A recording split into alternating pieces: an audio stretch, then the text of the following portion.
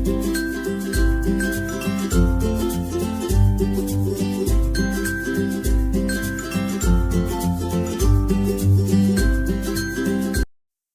શ્રી કૃષ્ણ મિત્રો, મારા કિચનમાં તમારું સ્વાગત છે. આજે આપણે બનાવીશું હિમોગ્લોબિનથી ભરપૂર હેલ્ધી ટેસ્ટી બીટના લાડુ. બીટના લાડુ ટેસ્ટી તો લાગશે જ, સાથે સાથે એક લોહી વધારવાનું મશીન છે. મિત્રો, જેનું આપણે સલાડ બનાવીને ખાઈએ છીએ તેના લાડુ બનાવીને તમે શું ક્યારેય ખાધા છે? જો ના બનાવ્યા હોય તો જરૂર એકવાર ટ્રાય કરવાની.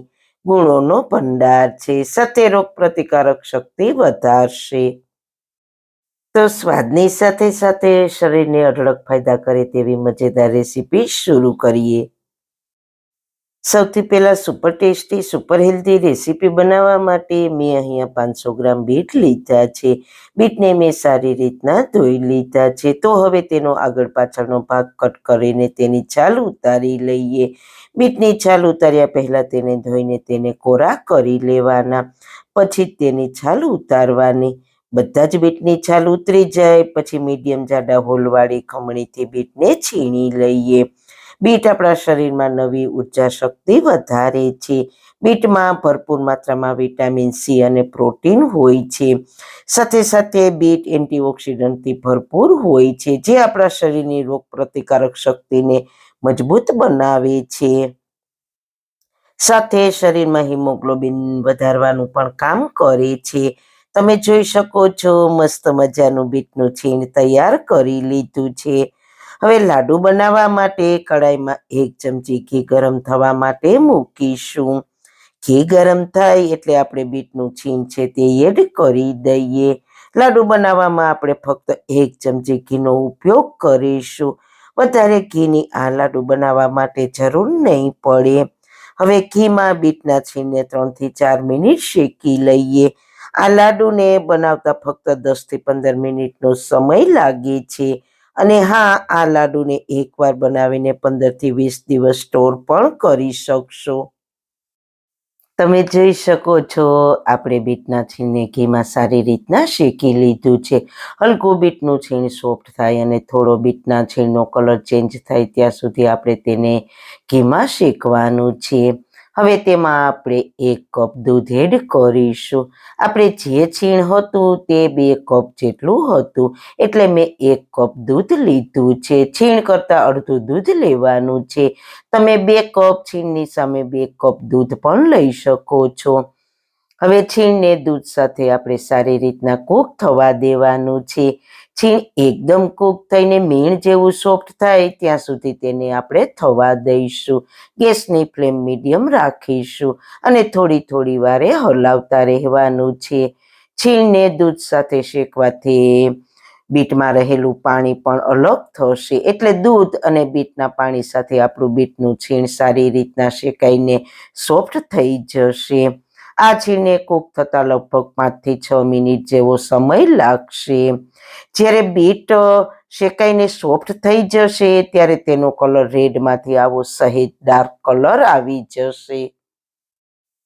તો આ સમયે બીટના છીણને ચેક કરીએ તો છીણને આ રીતના મેશ કરીએ તો આસાનીથી મેશ થઈ જાય છે. અહીંયા આપણે ખાંડ ઉમેરતા પહેલા એક વાતનું ખાસ ધ્યાન રાખવાનું છે કે બીટ એકદમ સરસ કૂક થઈ જાય પછી તેમાં ખાંડ એડ કરવાની. જો છીણ બરાબર કૂક થયા પહેલા ખાંડ એડ કરી દેશો તો છીણ બરાબર કૂક નહીં થાય.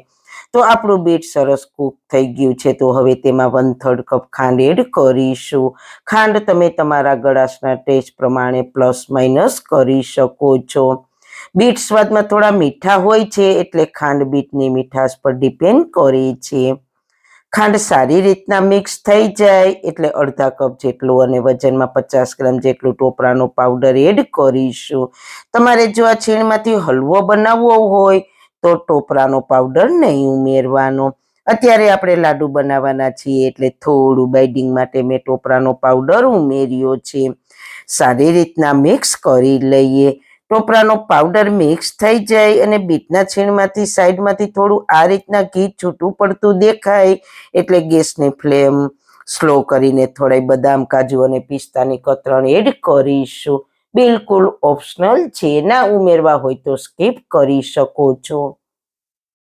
સાથે લાડુને ફ્લેવરફુલ બનાવવા માટે થોડો ઇલાયચી પાવડર એડ કરીશું. સાથે લાડુમાં સરસ માવા જેવો ટેસ્ટ આવે તેના માટે 1/4 કપ મિલ્ક પાવડર એડ કરીશું અને સારી રીતના મિક્સ કરી લઈએ. તમે જોઈ શકો છો મેં એકદમ સારી રીતના મિક્સ કરી લીધું છે. હવે આ મિશ્રણને આપણે ઓવરકુક નથી કરવાનું. તમારું મિશ્રણ લાડુ બનાવવા માટે પ્રોપર બન્યું છે કે નહીં તે ચેક કરવા માટે આપણે જે મિશ્રણ બનાવ્યું છે તે પેનમાં બિલકુલ ચીપકતું નથી અને તેને આ રીતના ભેગું કરું તો તે સારી રીતના ભેગું થઈ જાય છે. તો બસ આ મિશ્રણ લાડુ બનાવવા માટે પરફેક્ટ છે. તમે લાડુની જગ્યાએ આ મિશ્રણમાંથી બરફી પણ બનાવી શકો છો. હવે મિશ્રણને 10 મિનિટ જેવું ઠંડુ થવા દઈશું. હાથેથી ટચ કરી શકે તેવું ઠંડુ થાય પછી તેમાંથી લાડુ વાળીશું. લાડુને ગાર્નિશ કરવા માટે મેં ટોપરાનો પાવડર લીધો છે. હવે થોડું મિશ્રણ હાથમાં લઈને લાડુનો શેપ આપી દઈએ.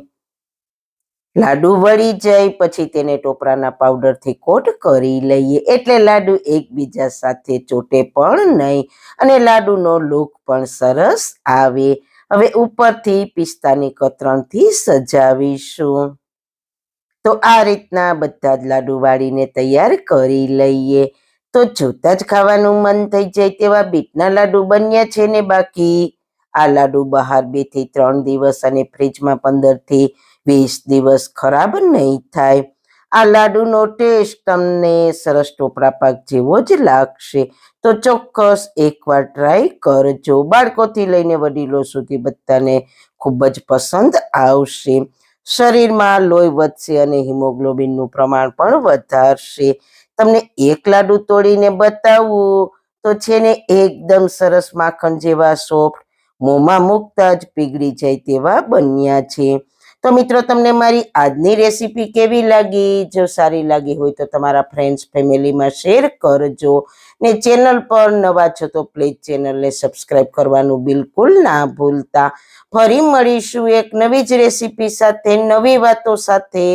ત્યાં સુધી બધાને મારા જય શ્રી કૃષ્ણ. વાળના તમામ પ્રકારના પ્રશ્નો સોલ્વ કરતું 42 જડીબુટ્ટીઓથી બનાવેલું ઔષધિ તેલ જે અમે લોકો જાતે જ ઘરે તૈયાર કરીએ છીએ, કોઈ પણ કેમિકલ્સના ઉપયોગ વગર, બિલકુલ નેચરલ છે. 42 જડીબુટ્ટીઓ ભેગી કરીને લોખંડની કડાઈમાં ઔષધિ તેલ તૈયાર કરવામાં આવે છે. જો તમારે ખરીદવું હોય તો તેના ઓર્ડર અમે લઈએ છીએ. ઓર્ડર કન્ફર્મ કરવા માટે વોટ્સએપ નંબર સ્ક્રીન પર જોઈ શકો છો. જો તમારે આ તેલનો પૂરો વિડીયો જોવો હોય તો તમને આ ચેનલ પર મળી જશે અને ડિસ્ક્રિપ્શન બોક્સમાં લિંક પણ મૂકેલી છે.